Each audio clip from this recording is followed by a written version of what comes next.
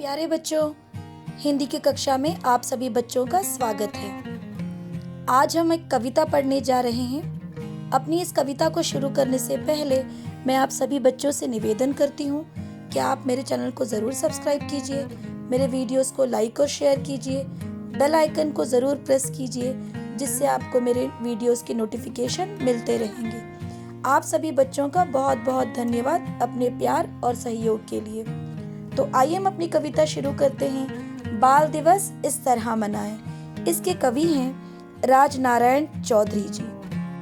बाल श्रम सबसे बड़ा अभिशाप है। निर्धनता से त्रस्त बच्चों को बालपन में किन किन कठिनाइयों से जूझना पड़ता है, इसका जीवंत चित्रण कविता में किया गया है। तो आइए हम अपनी कविता पढ़ते हैं। फटा पुराना झोला कर में, आँखों में है नीर, बीन रहे हैं बच्चे कितने कचरे में तकदीर। उन बच्चों पर स्नेह लुटाएं, बाल दिवस इस तरह मनाएं। होटल में बर्तन धोने को जो होते मजबूर, यह कैसा अन्याय, बालपन में वे हैं मजदूर।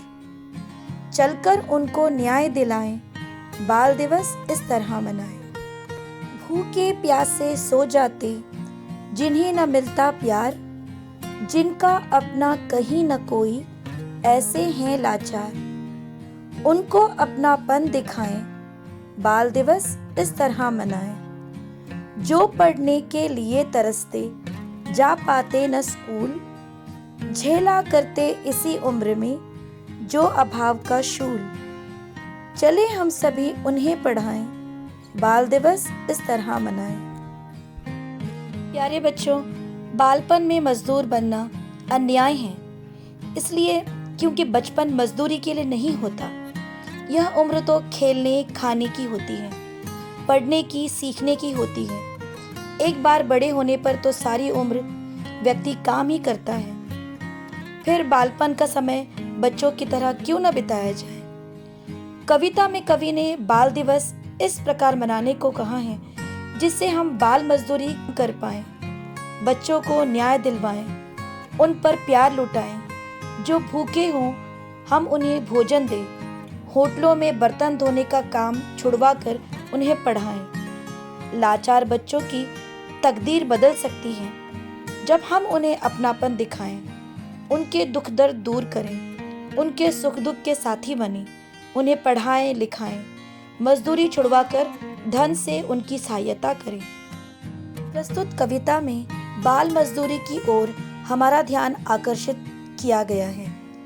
कवि कहते हैं कि कितने ही गरीब बच्चे बचपन में ही मजदूरी करने जाते हैं, फटे पुराने झोलों में भीख इकट्ठा करते हैं और अपनी मजबूरी पर आंसू बहाते हैं। ये बच्चे कचरों में ही पैदा होते हैं और गरीबी में ही इनका बचपन गुजरता है। यही उनकी किस्मत है।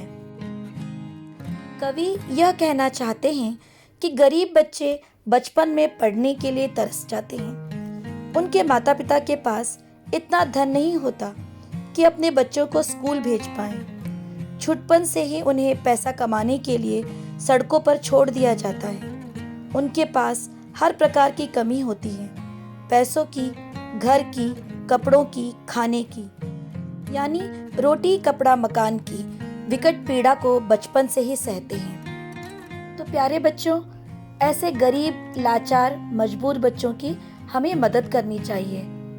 अपना प्यार अपना स्नेह उन पर लुटाना चाहिए, उनकी पैसों से मदद करनी चाहिए या उन्हें पढ़ने लिखने के मौके देने चाहिए। अगर कहीं उनके साथ में अन्याय हो रहा है तो उसके खिलाफ हमें आवाज उठानी चाहिए। इन बच्चों को भी जीने का हक है और हमें उनका ये हक जरूर दिलाना चाहिए। धन्यवाद।